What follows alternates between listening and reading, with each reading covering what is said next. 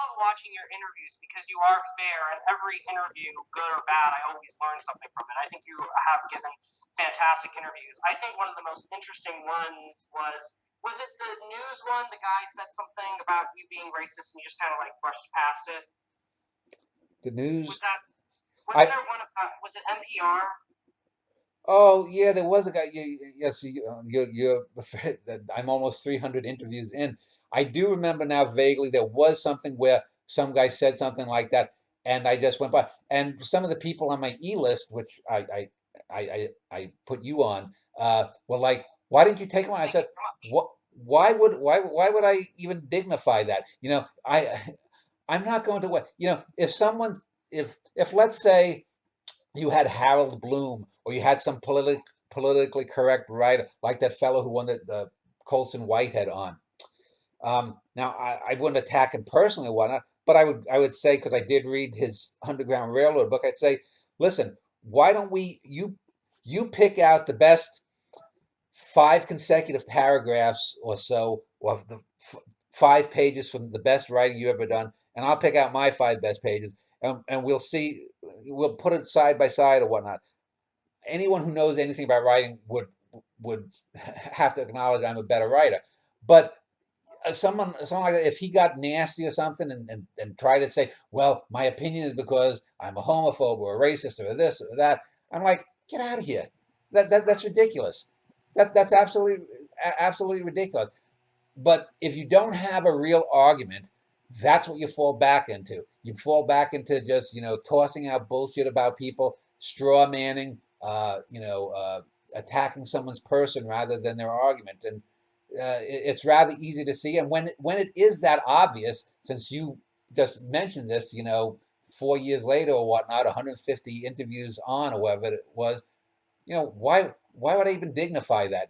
There have been times. I remember one time I interviewed a woman about life after death. She believed in life after death, and all of a sudden, I think she started talking about leaving her body and flying past Pluto, and I'm like, oh boy, this is going to get a little crazy. Billy Uh, Pilgrim beliefs. what? I said Billy Pilgrim beliefs. Something like that. But yeah, and but you, if you're an interviewer, the thing you have to do is try to stay on topic and keep the person on topic, keep them lively. There have been times when I've had people who didn't speak much for the first 10, 15 minutes of the interview, but because I was listening, I could bring them out. And by 30 or 40 minutes in, the interview was getting going, and they sort of trusted me, even if they weren't necessarily particularly adept at being interviewed or answering questions.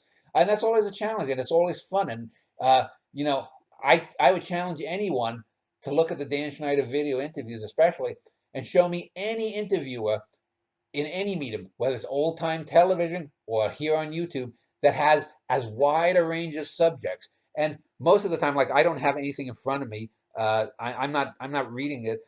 I have an interest in something. I interviewed a guy who but had a UFO book. I interviewed a guy who Howard Bloom, fifth or sixth time I've interviewed him. He had a book on his life in pop culture. I interviewed a guy who has had an odd life, including once having sex with a dolphin recently. So I'm Nice. yeah. Oh my god. Yeah, a guy named Malcolm Brenner. But he was a nice enough guy, and he was an interesting story.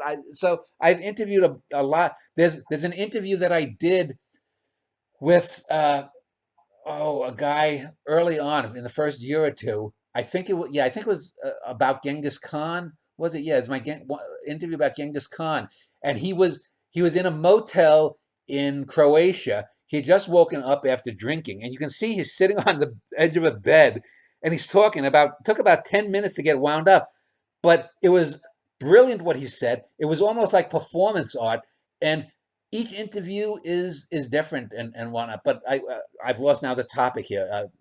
My interviewing skills. I was patting myself on the back a little. What was the actual question?